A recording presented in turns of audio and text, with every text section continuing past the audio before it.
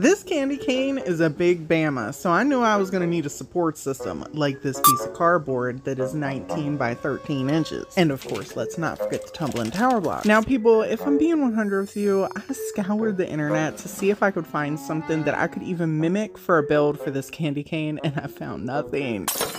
With that being said, I will spare you all the footage that I went through trying to find a build that would make sense for this candy cane and came up with this one. And even once I was satisfied with how I was creating the stem here, when I got to the tippy top, I still, it had its struggles. And at this point, I was already like, well, we might as well open another box because I don't see an end in sight here at the current moment. And here's where we landed, minus the two little square nubs you see in the corner up there. I didn't end up using them. And then I decided to get a little professional on y'all and bring in my little white chalk marker and let y'all know how many tumbling blocks I used in the sections. So if anybody wants to recreate this joint, you have exact numbers, which, you know, absorb this, people, because it's not something I always typically take time to do, okay? So it's 27 in the total center of the length of our stem here, and then 9 on each side of the stem, giving you a total of 18. Look at my little arrows I'm drawing for you. Our little hook piece has 6, and then on each side is 2, giving you a total of 10 blocks just to create our little hook. And then the actual bridge from one side to the next has a total of 9. And then I put 1 on the outside of each. People go about this whatever way you want. I'm showing you how I did it. And I decided to take a pencil and trace the candy cane. And then I cut it down to size to meet the trace. I decided to still use my favorite Type-On wood glue and some hot glue to attach the pieces. Only I smeared the wood glue on the cardboard and left some gaps so this way I could put the hot glue in between, ensuring that we're going to have a long hold and a quick hold so I can just keep attaching the tumbling blocks. I also made sure that as I was stacking these on top of one another that I was stopping to lift the candy cane up to make sure that they were all holding, and it was still straight. Nothing would have pissed me off more than I got all the way to the top and realized that everything was completely lopsided. When I got to the top, I could have just went straight up and then went over, but I wanted to just leave a little space. And again, you create this how you want. I was building this with my own imagination, so it made sense to me the way that I was putting it together. And I love the end result anyway, so I'm really happy with how it's constructed. I did not feel fuzzy inside at all trying to create something this big and not have a brace for it. Absolutely, you could do this without the cardboard. I just did not want to take a chance on everything just eventually falling apart, even though we still had these struggles. Because I didn't put wood glue and hot glue in between the actual blocks and just mostly put it on the cardboard, I did have some issues with the cardboard bending. So to save more time and struggle of that happening later after the project was finished, I just took a minute with a paintbrush and went in between every little section that I could and smushed as much wood glue in there as I could. I let this dry for a couple hours and then came back in with an X-Acto knife and trimmed any excess that was dangling over the cardboard from around our towering tumbling blocks. Because the piece is almost 2 feet long, I thought it would be in our best interest to pop some paint sticks on the back of this joint for some extra stability. And I used the wood glue and the hot glue, just going in like a straight section throughout the middle, and including our little walkway and the hook on the opposite side. The little walkway to the opposite side of the candy cane. And I'm pretty happy with the build. It's not flimsy at all now that it's all dried up. It's been a couple days and it's doing really well. Obviously, paint your candy cane whatever color you want, people. I'm going with the good old traditional red and whites. And I'm using Waverly's white chalk paints, giving it nice coat. And I only had to do 1 coat. It went on really well, and then I dried it on up. Now I'm taking the painter's tape and starting with our hook And the reason why I decided to start on this side is because I was nervous that if I started on the longer side with our 2 red mixed paints, I'm taking 2 of these to mix together to get one color just because I didn't think it would turn out the way I want it if I just use one or the other. That's just how my creative brain works, okay? You paint yours whatever color red you want. Okay, maybe you just got one color. I'm using 2. Anyhow, back to why I'm putting the painter's tape on the way that I am at the end of the hook. I was scared that if I came up the long ends, that by the time we got to the short ends, I wouldn't have my stripes going in a way that made sense across the walkway, you know, from one side of our candy cane to the other. So I decided to start with the small ends and then work our way. And I even like did this stripe kind of slanted to give it the appearance that, you know, it's spinning. Not sure if anybody else, you know, sees the vision here, but in my mind it makes sense. A little help to reduce some bleed through is to make sure that your paintbrush is practically dry, and then start where the painter's tape is, doing little dry circles. You could also paint over the painter's tape with white paint, let that dry, and then come in with your red paint or use Mod Podge. I find that this technique is super quick and really effective. Once that dry paint is all on there, then just go over with some more red paint. Now, people, don't let me perpetrate here. I pretended like I was going to show y'all how I greened this up. However, I did not. I did not really get into it. But I did put, you know, this little metal ribbon around our candy cane here.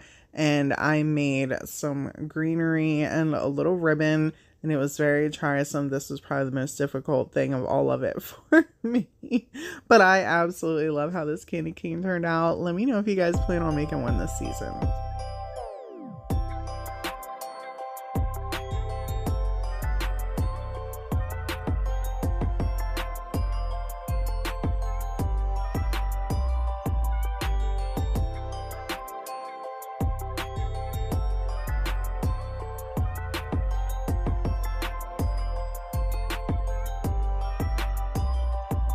I'm going to use this 1x4. Now, you could also use a 2x4 for this, but just to give you an idea to show you the size difference. For me, the most important thing was just making sure it could sit on its own, and the 1x4 worked. So I'm starting about 2.5 inches to kind of create like a crescent. I'm going to bring that up to about 3 inches, maybe a little over. It doesn't have to be perfect. If you're one of those people that need it to be perfect, then take your time and be mindful. You could use like a bowl to kind of give you more of a rounded edge. I was not stressing it.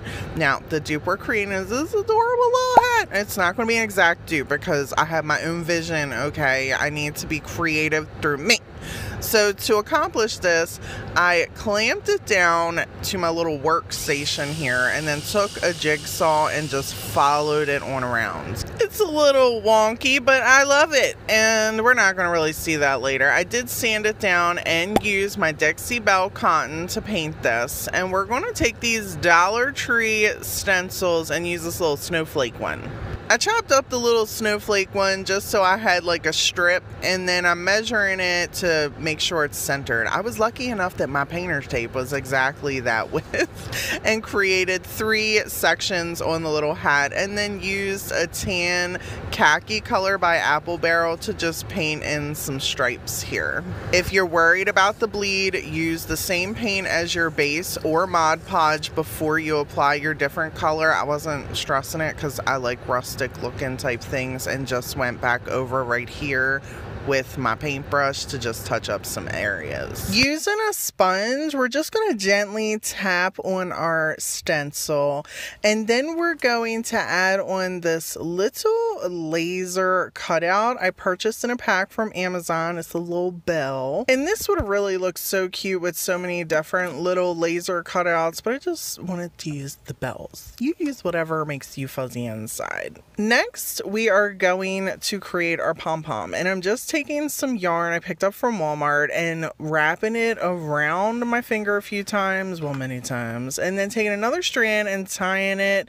so that all of our pieces are wrapped together. I'm slicing all the loops so this way they're kind of like frayed bits, and then just trimming it up a little bit so it doesn't look like a hot mess. Adding a little bit of glue, and that's it for this one. Last year I thought about how things can come around just like that if everyone is here. Love the wood present idea. So taking this little 4x4, and it's about 3¼ inches ish, and I'm going to keep this neutral instead of painting it the red, the white, or the green. I thought, let's take a little bit of antique Waverly wax, add some water to it, let it dry, keep it really, you know, neutral and natural and simple, and add some white ribbon.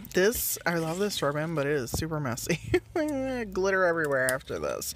I took some just plain white ribbon to go over it just to kind of hold it in place, and then I did use a staple gun to make sure that it was stuck on there instead of just the glue, because in my experience, whenever I hot glue fabric to wood, it doesn't stay very long. So listen, I'm just being honest, okay? And before I hear any comments like these aren't exact dupes, no, they're not exact dupes. These are more of inspired dupes, okay? I wanted to create them for my home, and I just love the idea of a lot of these that are on Pinterest. This greenery I picked up from Walmart for 98 cents, and I'm just cutting it up and putting some on top here to add to the neutral aspect of it. I just love how this little present turned out. And that's going to be it for this one, people.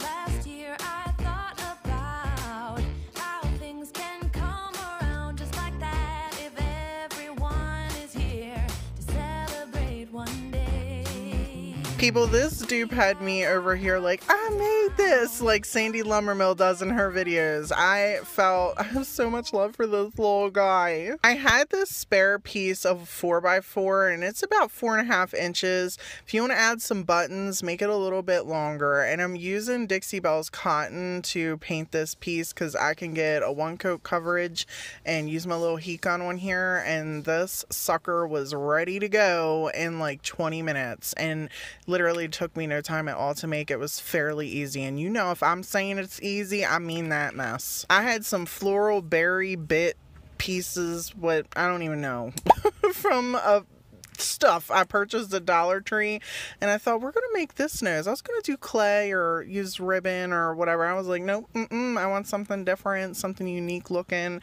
and kind of just messed around with these and glued them into a corn looking type nose, or not corn, carrot looking. Kind of looks like corn. I picked this fluffy sock up on my recent browsing trip to Five and Below, and of course I put it I didn't realize that the sock had like these little rubber pieces on here. So, and if you're going to do this and use one of these socks, and they're only $2, you can't really beat that, and they're fluffy and beautiful. I mean, look at the pattern on this thing.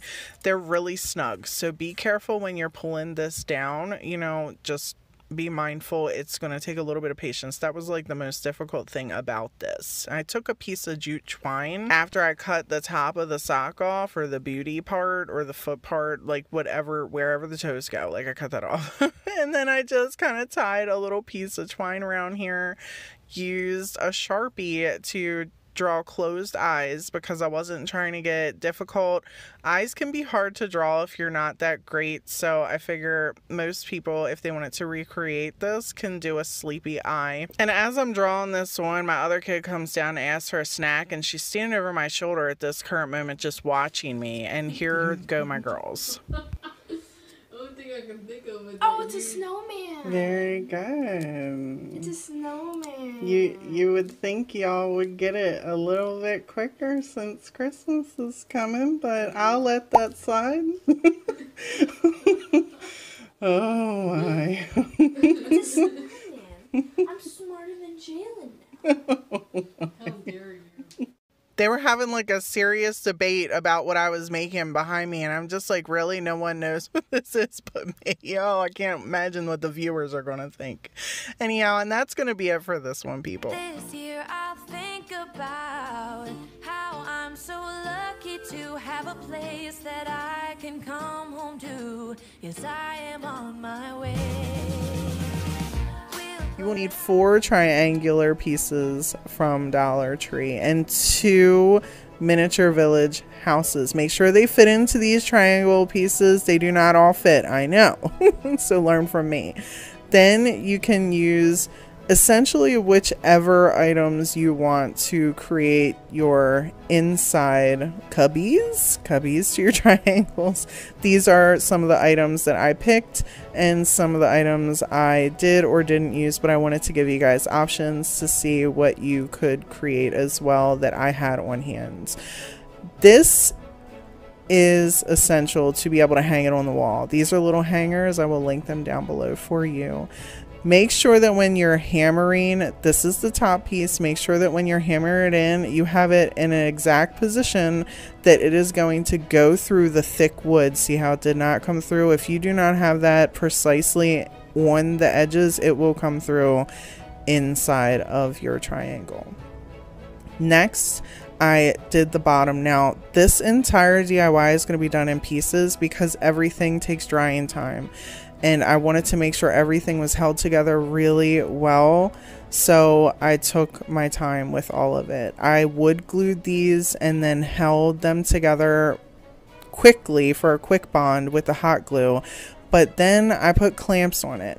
And I let each of these dry for 30 minutes after I clamped them and got them into place. If your clamps have struggles like mine do sometimes, you can add on the little hair ties right here and it will hold them just a snug tighter. Just a little tip for you. Just a snug tighter. Some is from Walmart and the wood pieces are from Hobby Lobby. This is going to create my fake, what is this? Is that the trunk? The fake bottom of the tree. It's going to create the bottom of the tree. I really wanted this to look like an amazing wall piece, and these really, this is probably my favorite part of the tree actually. They fit on here perfectly with a little bit of maneuvering. This is kind of when things really started to go south for me. So I'm just gonna let you guys experience this.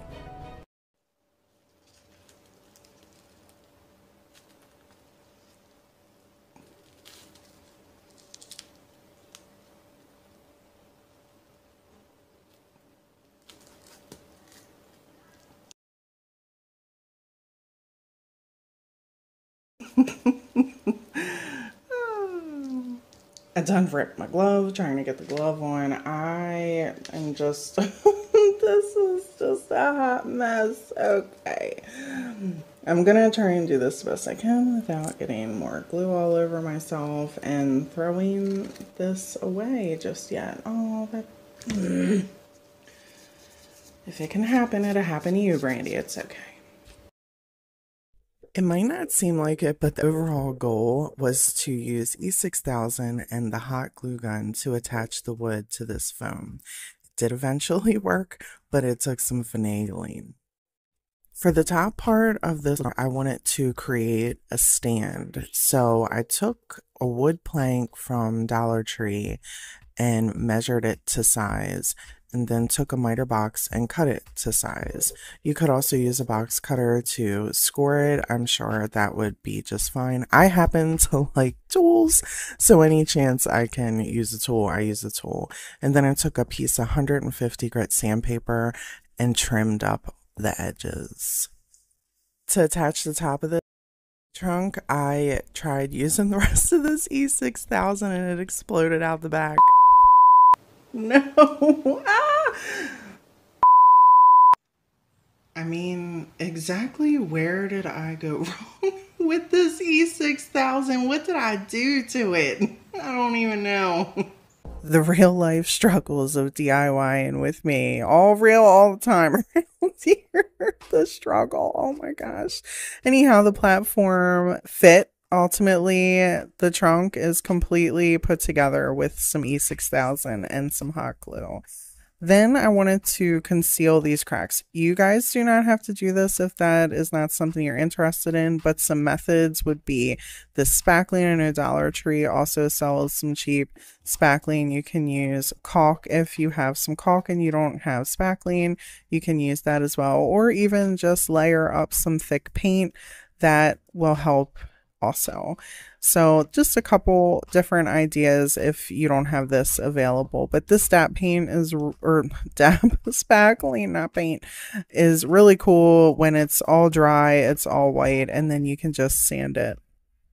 So while that was drying, I thought, let's go cut these houses. You can, this is real simple. I made sure to make sure this was slowed down so you guys could see it. I was not faking any of this. I literally saw this, and that quickly, just 2-3 seconds, it already cut down. See how simple that is? It already cut inside of it. Literally took me about 3 minutes to saw both of these houses in half, even alternating them. I showed you step by step how I alternated the houses inside the miter blocks to get a clean, straight cut.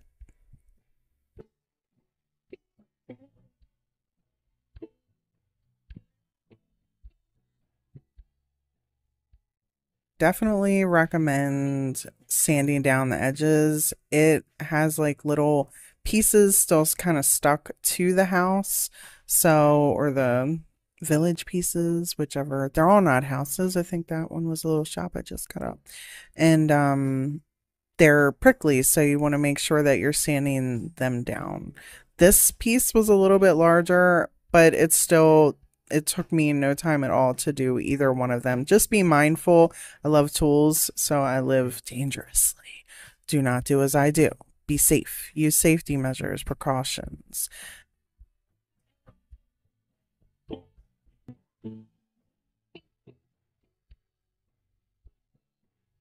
I purchased this paper from Hobby Lobby for $1.99 and measured it to the size of the back of the triangle box. And to save me from having to do that for each one, I then traced on the back of the paper for the rest of them and then cut them to, they all fit in there really well at the end of the day. This is a step that is not necessary, but staining things so it all just kind of looks cohesive or matches together well is something that I personally like doing, so I decided to stain the platform.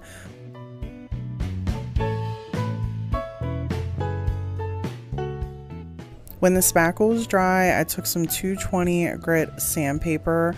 You do not want to use real coarse sandpaper like a 80 or 100. It will create dents inside of your spackling and cause more work, if not just rip all of it. And if you apply too much pressure, it'll also just rip all the spackling off. So a gentle sand with a high grit sandpaper will work out the best. It was super windy this day, so I used some spray paint to quickly put a primer coat on here. Then as I was waiting for that to dry, I figured let's start on the top of the tree.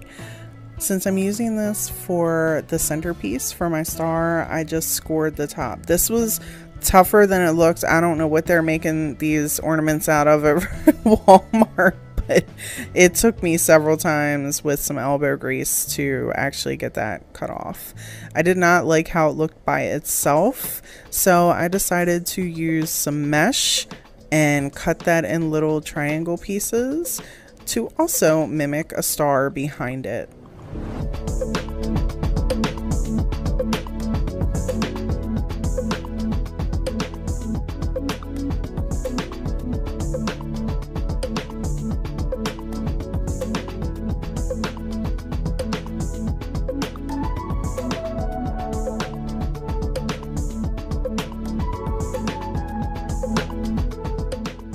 It's important before you start putting your paper into Mod Podge. I also use the Mod Podge to attach the paper, but the white paint is also still easy to kind of nick or mess up, especially with the spackling in there.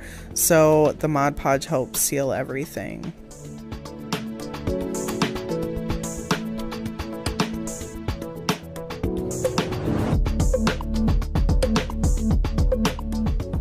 How you want to do your houses is really completely up to you. There's so many different ways that you can accomplish your little miniature village. I like the white idea with the shiny, so I added some glitter, some gold glitter. Plus I feel like it matched the decorative paper in the background. It was just kind of going with everything. And I do shiny for Christmas. I like shiny. Then I collected all my little pieces that I wasn't sure if I was going to use, but I knew I wanted to use or felt like I was going to use. I wasn't really sure my method. This antler thing was shedding all over everything, worse than the gold glitter. So I had to calm it down and put some Mod Podge on top of it.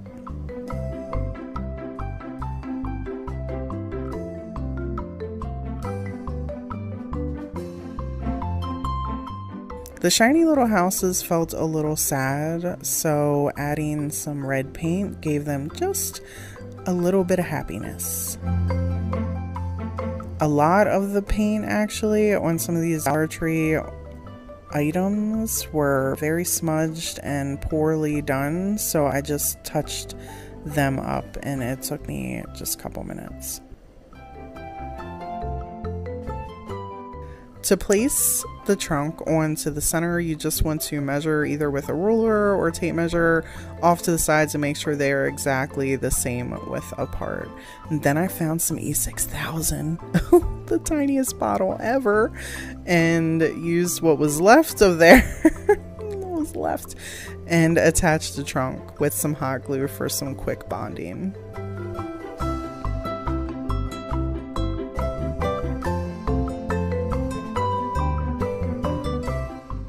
To attach the rest of the pieces, I just used some hot glue. The peace sign actually is not hot glued, it's placed on there. These antlers allowed me the freedom to just kind of wiggle it on there and it stayed, which I thought was amazing because I love options and versatility of things. And if I want to switch that word out next year, I can. Here it is. Oh. If you have a drill and a drill bit, I recommend using that over this box cutter. I wanted to show you guys a way to do this for people who do not have those things accessible. Most crafters do have box cutters available, and you can just hold it in one spot and spin it in a circle and see it went right through the back of this.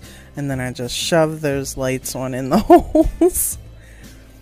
Then I took the star and used E6000, the last bit, and hot glue gun and attached it to the top.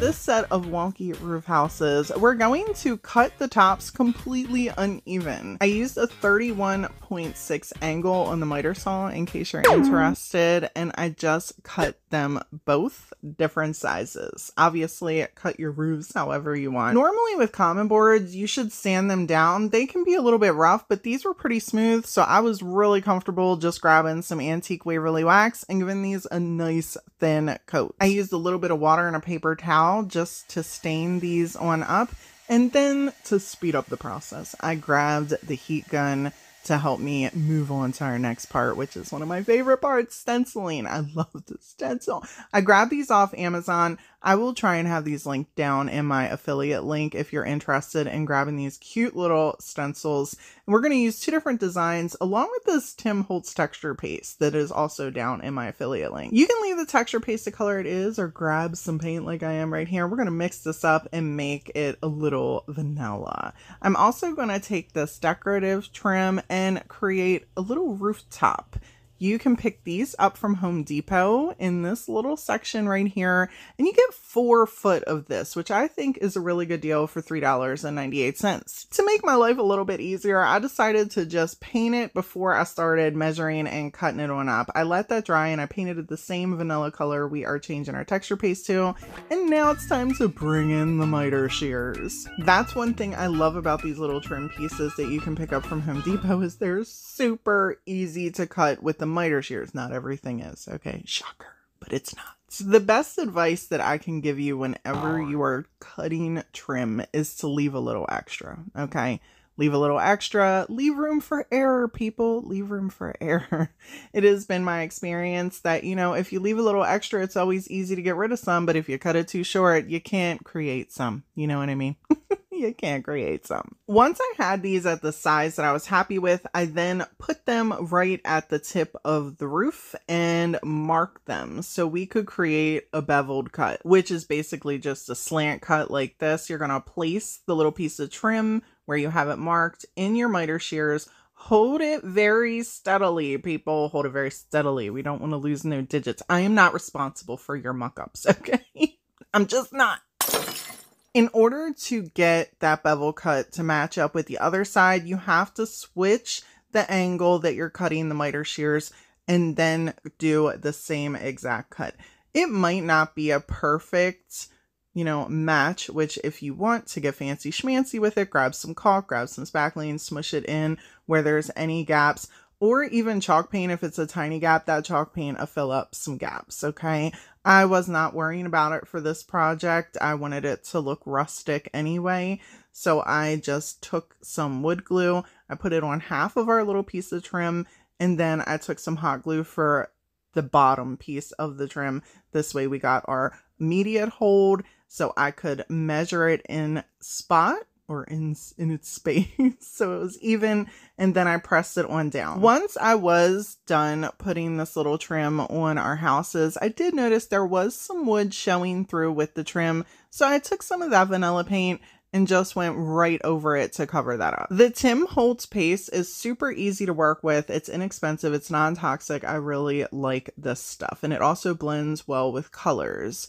I mixed just a tiny amount up. A little bit goes a long way 90% of the time. Sometimes I wish I had a little bit more. And then I grabbed the painter's tape to tape our stencil down. You want to make sure that you do this whenever you're doing a raised stencil, or really any stencil, and cover any sections like I am here that you're worried about showing on your wood piece. So this way, just the design that you want shows up. But people, if I'm being real, sometimes, okay, the stencil's small and I can't fit painter's tape, so I will just like hold it down and pray.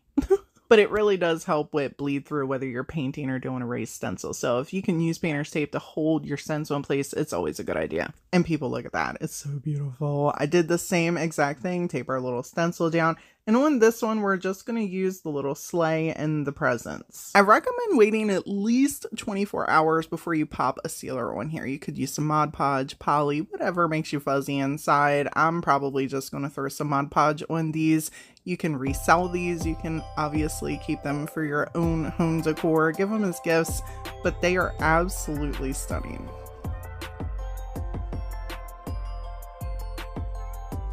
This tiny little house DIY here is super easy to do. If you find little houses like this, you could easily recreate this, or you can cut them down, grabbing some wood like I did from Home Depot. These are 1x2x4 and they're only $2.22. That's a lot of wood for your money. Did that come out wrong?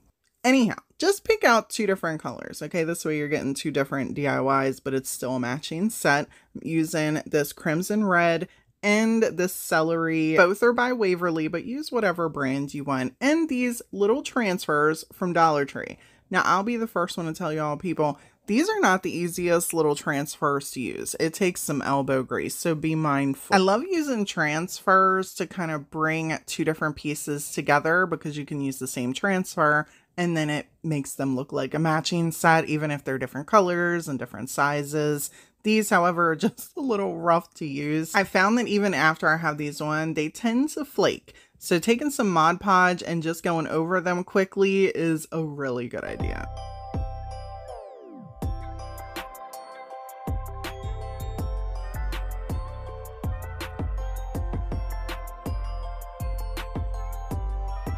For this little house set, we're going to need one small house and one large house. Both are 1 inch in thickness, so it makes sense to use these as a set. However, we're going to create 2 entirely different designs, starting with some Mod Podge on this larger piece to get a nice healthy layer of it to create an iron-on method with some decoupage paper.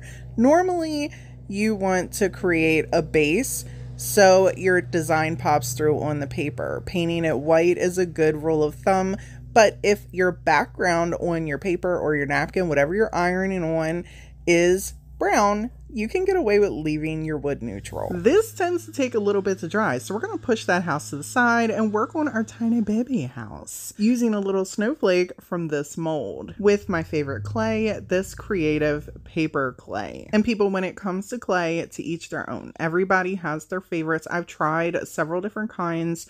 I struggle with hand grip strength issues, and this stuff is just super easy to mold and it never gives me a problem. So I love using this stuff. It also sands up really well. So if you're using this with furniture and you want to sand down pieces around corners, it sands beautifully. I was really impressed with the detail when this popped out. I knew that these were pretty little molds and really inexpensive off Amazon, but I was super happy with the detail once they came out. I took a little bit of wood glue and put a little circle right in the center and just gently smooshed our little snowflake on here. Now it's time to bring in our decoupage paper.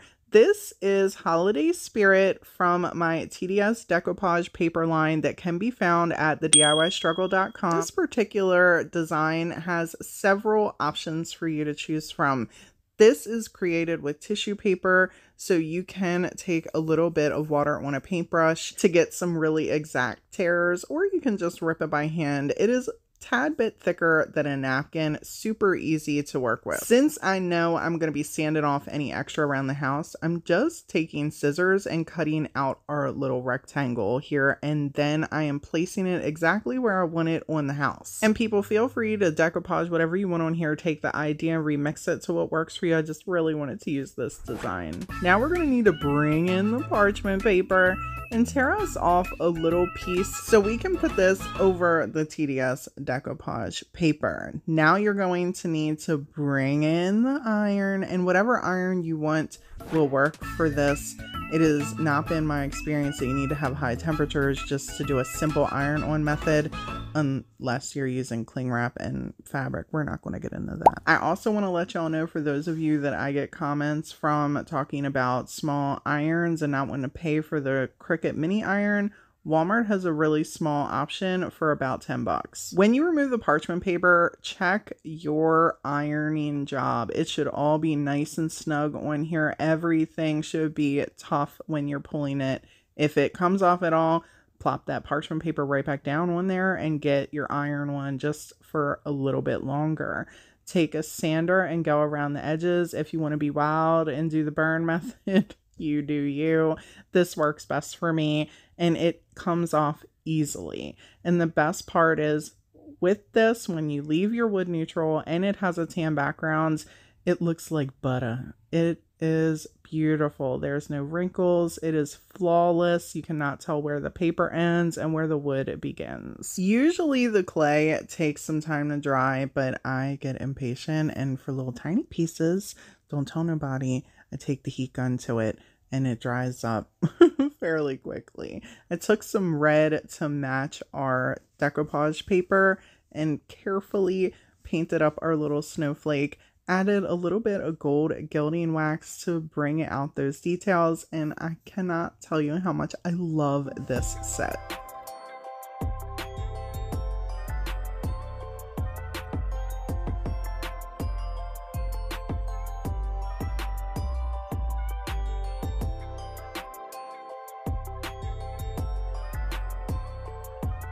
First, we're going to start off with this wood giant tree slice.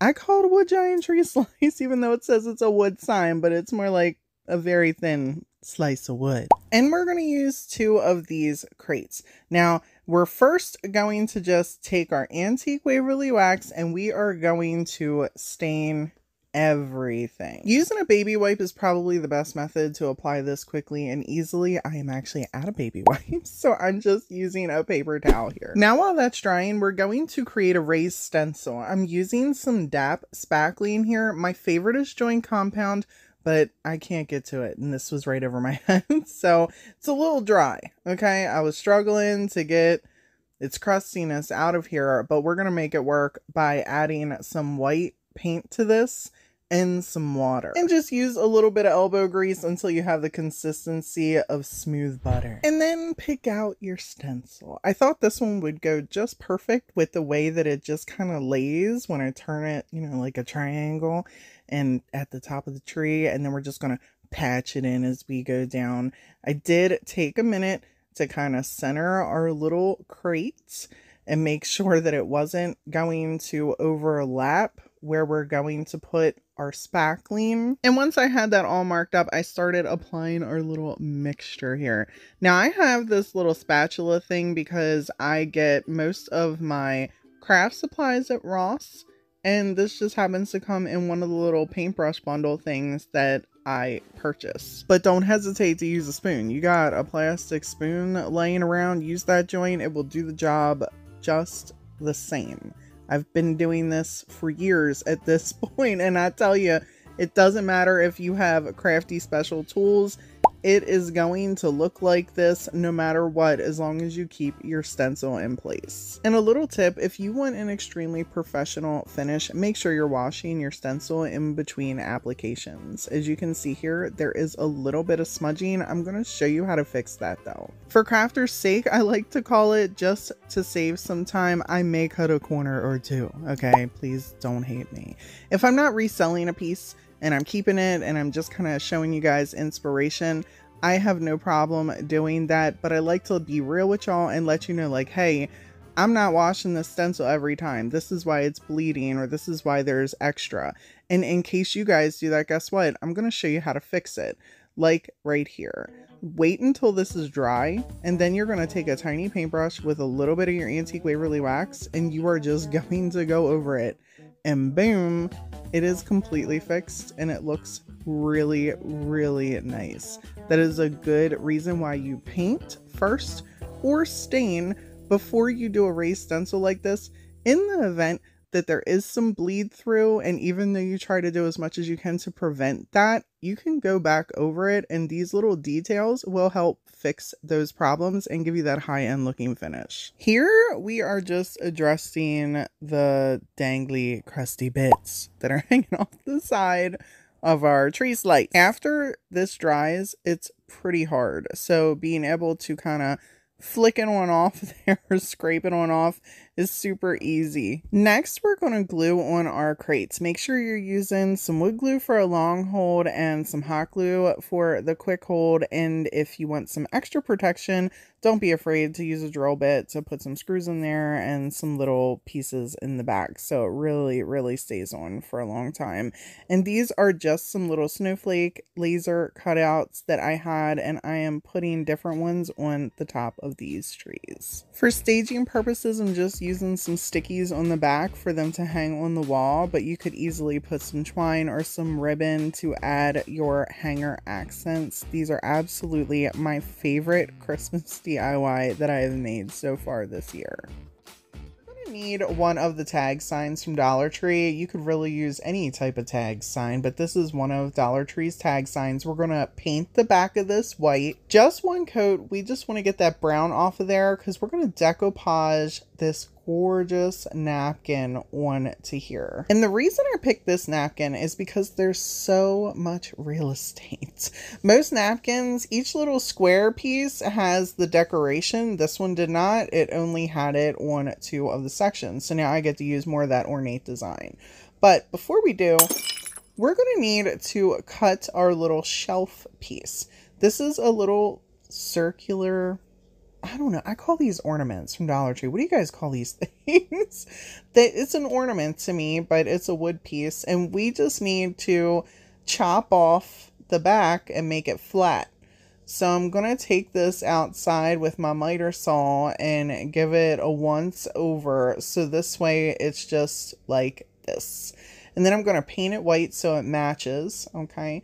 Now, while that's drying, we're going to peel off a corner of our napkin and get all the sneaky layers off. This is a quick and easy way to just get all the little extra bits so you have the top decorated layer. If you guys are new to decoupage or you want some more information on decoupage, you have come to the right channel.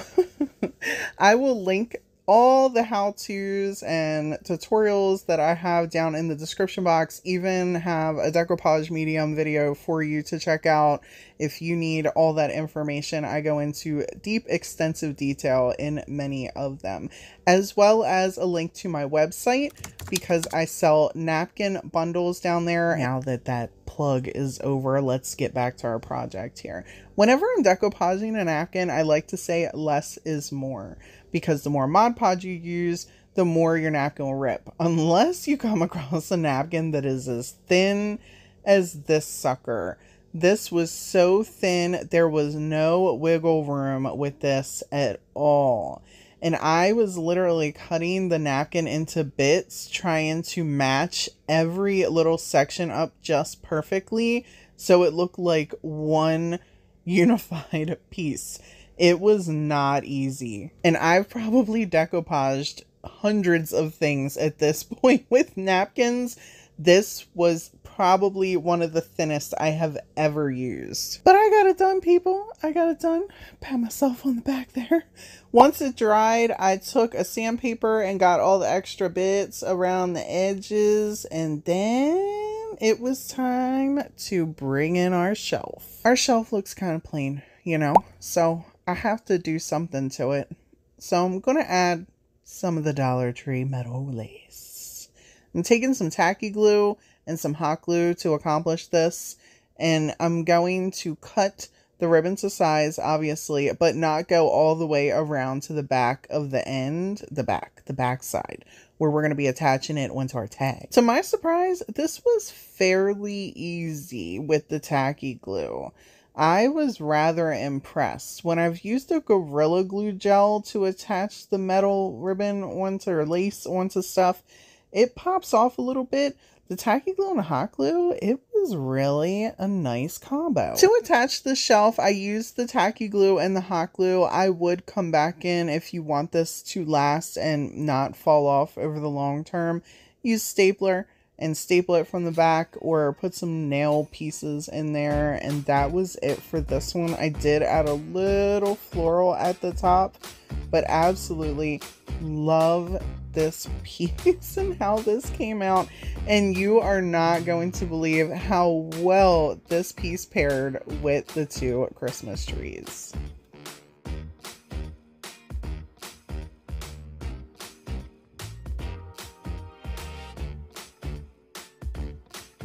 I gotta be honest, people, I was a little bit nervous with the idea of building this tumbling tower block Christmas tree because the top is slanted, and I know that the hot glue will hold it in place, but I was worried that the weight of it was going to cause it to tumble back and forth. So we'll get there. I will show you guys what I'm talking about. To start this off, we're going to need a lot of 2x2s.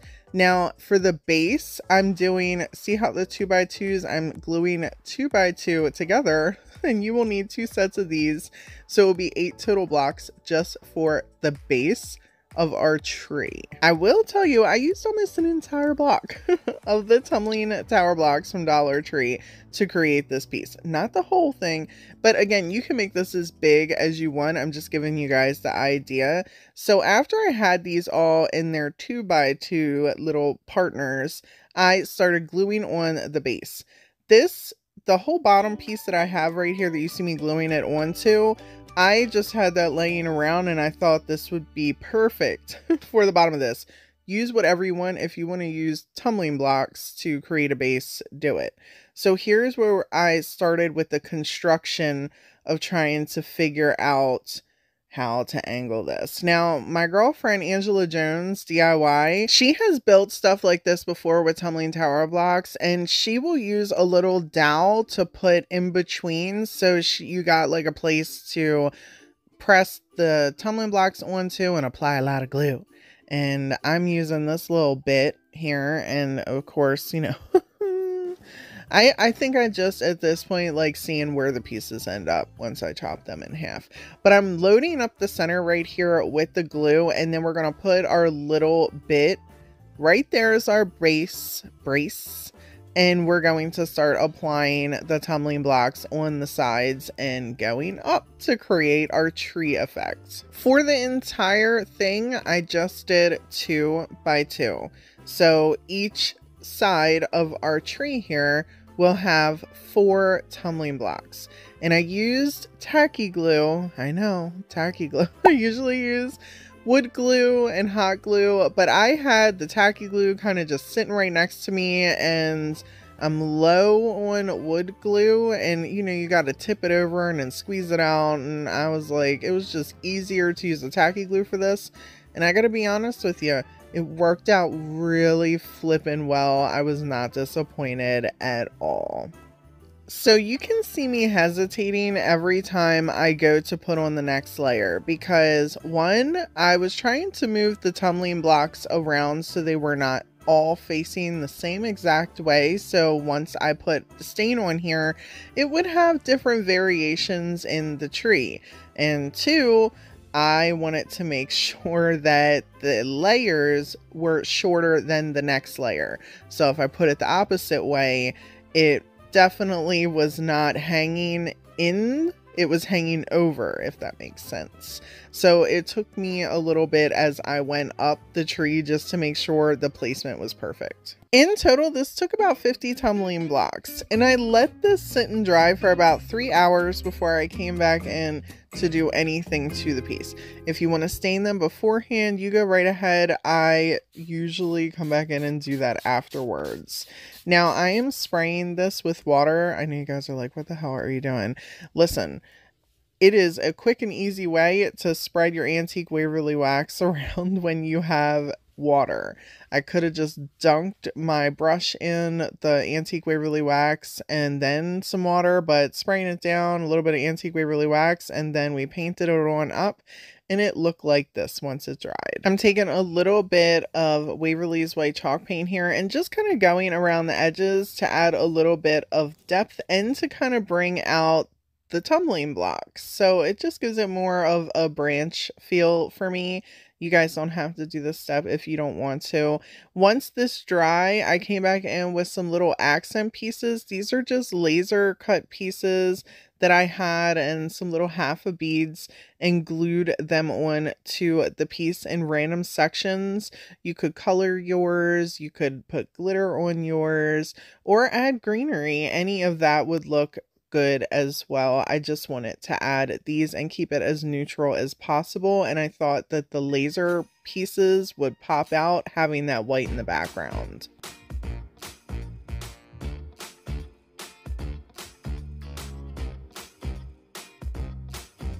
If you're looking for more Christmas inspiration, check out this video right here. As always, people, thank y'all so much for hanging out with me today, and until next time.